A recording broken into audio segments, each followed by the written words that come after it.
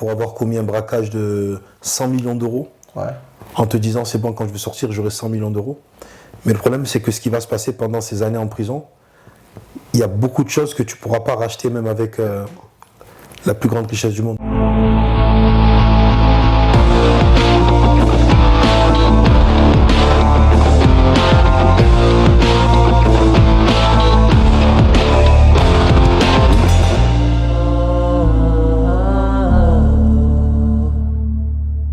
Merci de nous recevoir aujourd'hui dans cette émission Backstage. Nous sommes avec Bruce Dombolo. Donc, on va faire connaissance avec toi, Bruce, dans cette émission. Donc, déjà, merci de nous recevoir.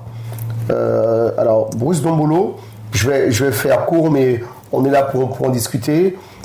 Jeune footballeur, donc tu es né dans la région de Marseille, donc à Vitrolles pour être précis, dans un quartier, on peut le dire, hein, défavorisé.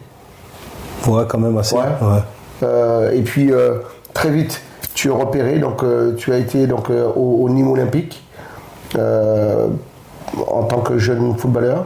Alors comment ça s'est passé au Nîmes Olympique? Comment tu es arrivé là? Bon, tout d'abord, merci à vous de porter l'intérêt à mon parcours sportif. Et ce qui s'est passé, c'est que j'ai toujours évolué au sein du club de foot à l'ES Vitrolles. Ouais. Et jeune, j'étais déjà assez bon. Mais pour moi, devenir footballeur professionnel ou être recruté pour être dans un centre de formation de football, c'était quelque chose de tellement grand et beau que je ne me voyais pas du tout réussir à atteindre cet objectif.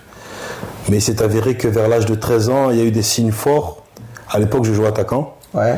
Et je plantais beaucoup de buts. Techniquement, j'étais à la ramasse, j'étais très bon au niveau de la pointe de vitesse et au niveau du physique. Et du coup, les regards ont commencé à se braquer sur moi.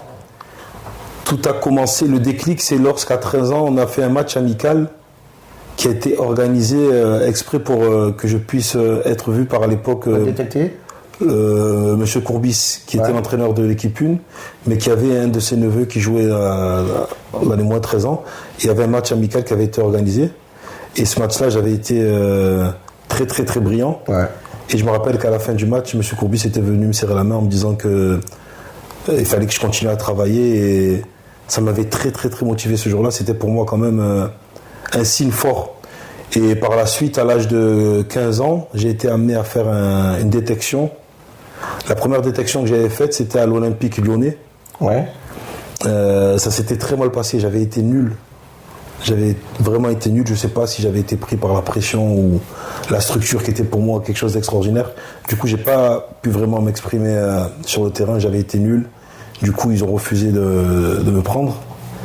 Par la suite, je suis revenu, j'ai continué de travailler, notamment sur la technique, sur le placement sur le terrain, parce qu'entre-temps, j'étais devenu milieu défensif, voire défenseur central. Ouais. Et je me suis retrouvé à faire un essai à Nîmes Olympique.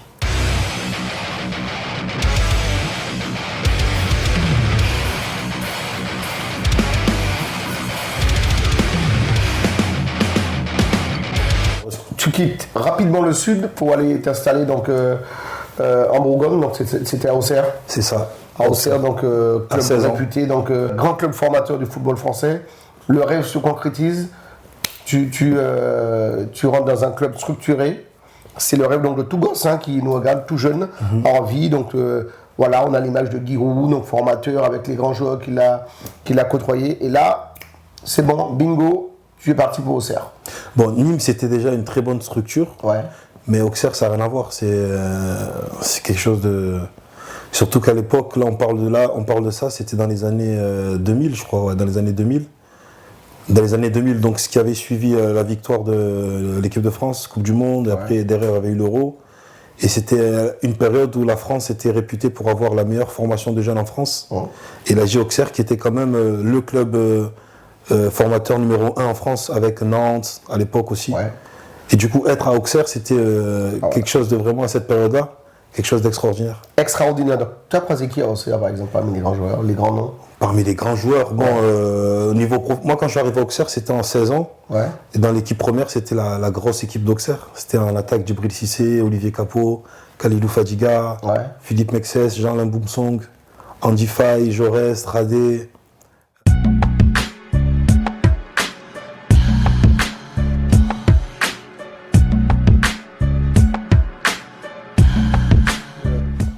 tu as eu comme agent Pape Diouf. Pape Diouf était mon manager, oui, exactement. Ouais. Pape Diouf, père son âme, qui m'a beaucoup appris et pour moi, c'était l'une des plus belles rencontres de ma vie d'avoir pu rencontrer et croiser Pape Diouf sur mon chemin.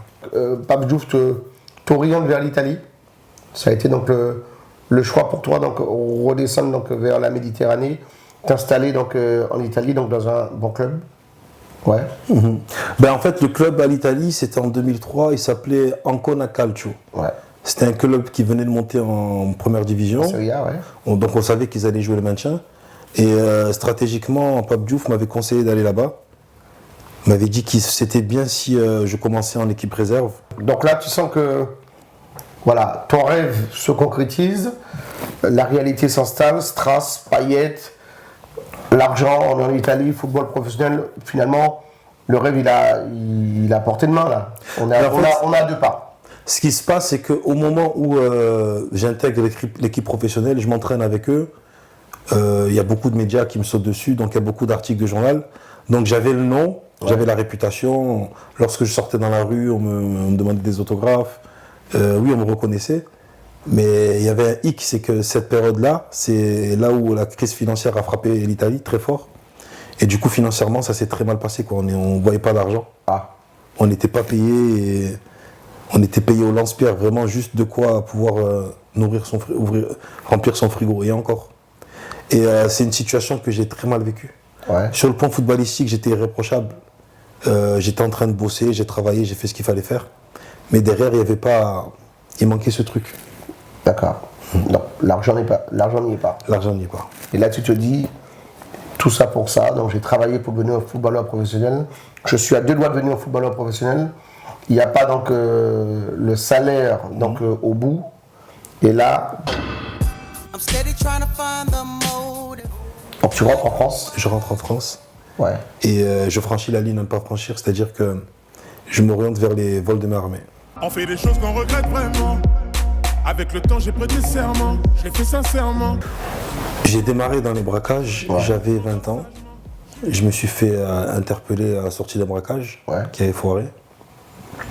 Et je sors de prison, j'ai 23 ans. Lorsque je sors de prison, je ne suis plus le même. Là, autant quand j'étais rentré, j'étais un suiveur, mais en sortant, j'étais un leader. Et ces années d'incarcération ne m'ont rien apporté de positif, en fait. Ouais. Pourtant, tu n'es pas resté très longtemps, je veux dire, 20 ans, 23 ans. Il s'en passe quand même des choses.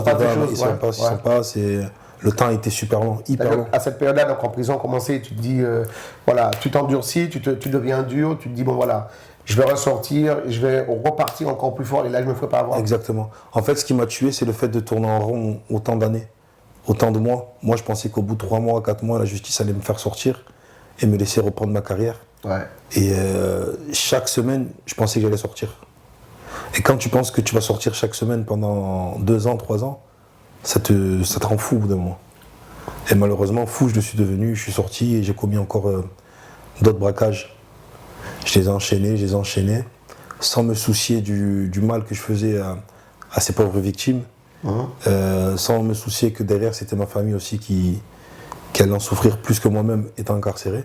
Je me suis donc fait réincarcérer une deuxième fois, en 2010, pour en sortir en 2019. Ouais. Une dizaine d'années derrière les barreaux. C'est ça. Ouais. Ouais. Comment on vit moi, je comprends pas. Alors, de footballeur professionnel donc, à oublier le sport et passer. Comment peut-on passer donc, de la lumière donc, d'un sportif de haut niveau à l'ombre et devenir donc, prisonnier et rester donc, une dizaine d'années en prison? Ben après, avec du recul, je me suis posé beaucoup de questions, j'ai compris beaucoup de choses. C'est que malheureusement, le nerf de la guerre, c'est l'argent. Ouais. Le nerf de la guerre, c'est l'argent. Et quand tu es obstiné par cet argent, tu en oublies des choses fondamentales. Tu en oublies qu'il y a des choses dans la vie qui ont beaucoup plus de valeur que l'argent. Ça, je l'ai réalisé en étant incarcéré. Au final, tu peux être incarcéré pour avoir commis un braquage de 100 millions d'euros. Ouais. En te disant, c'est bon, quand je vais sortir, j'aurai 100 millions d'euros. Mais le problème, c'est que ce qui va se passer pendant ces années en prison, il y a beaucoup de choses que tu ne pourras pas racheter même avec la plus grande richesse du monde. Et tu oublies ces 100 millions même quand tu es en prison. Ben oui. Je veux dire, si quand tu es incarcéré, moi par exemple, j'ai pas assisté au mariage de mes sœurs, j'ai pas assisté aux naissances de mes neveux, nièces, j'ai pas pu les voir grandir. Décès de mon père, j'ai pas pu assister à l'enterrement. Tellement de choses. Même avec 100 millions d'euros, quand tu sors, comment tu vas faire pour acheter tout ça? Il y a des choses qui n'ont pas de valeur. Et le fait d'avoir raté tous ces événements-là, je me dis, mais au final, il y a des choses beaucoup plus importantes que l'argent. La prison, c'est dur, mais en sortir, c'est 2 fois plus dur. Bien sûr. Moi, dans mon cas, et de beaucoup de gens que je côtoie, on a beaucoup plus souffert à l'extérieur qu'en prison. Ouais. La prison, elle te rattrape toujours. Demain, tu peux être accompagné d'une, je sais pas, je sortis un exemple, accompagné d'une copine dans ta voiture. Il suffit d'un contrôle de police pour que la personne qui est avec toi comprend que les policiers te traitent pas comme une personne lambda. Ben non.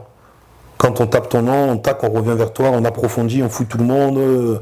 Il y a plein de choses. Ton casier judiciaire qui ressort lorsque tu vas demander un certain travail. Et au final, moi là, plutôt que de vivre de cet handicap, moi j'ai décidé d'en faire une force. Et aujourd'hui, cette force, c'est non pas de venir devant les caméras, bomber le torse en disant je suis un ancien braqueur. Non, parce que je le dis avec honte. Je le dis avec honte que je suis vraiment pas fier d'avoir fait tout ce que j'ai fait. Et le fait de mettre mon témoignage en avant, je sais que ça sert. Ça sert notamment pour les plus jeunes. Ça sert aussi pour des parents qui parfois sont dépassés. Je pense aux parents qui culpabilisent de l'incarcération de leur enfant, pensant que leur éducation n'a pas été au top. Mais moi, ce que j'insiste surtout sur ça, c'est que là où je vais insister surtout, c'est que moi, j'ai une très très bonne éducation et ça ne m'a pas empêché de me retrouver à faire 11 ans de prison. Donc, si j'ai un message de soutien à porter à ces familles, c'est que parfois, il ne faut pas culpabiliser. La faute, elle ne vient pas de vous, c'est le système qui est comme ça. C'est la société, c'est nos erreurs, nos propres erreurs, où on a ce truc de se dire que pour être heureux, il faut être riche. Très bien. En tout cas, merci de nous avoir en fait partagé ton histoire.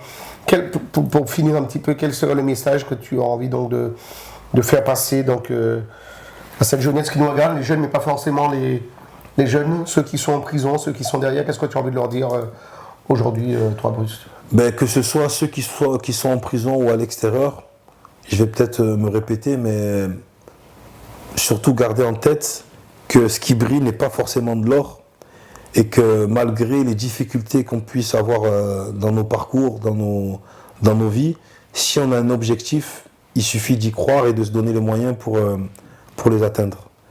Et pas forcément suivre le système, dans le sens où moi, si j'avais suivi le système, aujourd'hui, je ne mettrais pas en avant que j'ai fait de la prison, je ne me retrouverai pas à intervenir dans les écoles ou retourner en prison pour aider les autres.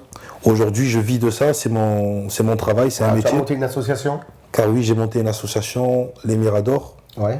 Et aujourd'hui, par le biais de cette association, j'arrive à voyager dans toute la France, voire à l'international, et à rentrer en contact avec des jeunes en difficulté, des familles en difficulté, Bravo. Des structures en difficulté.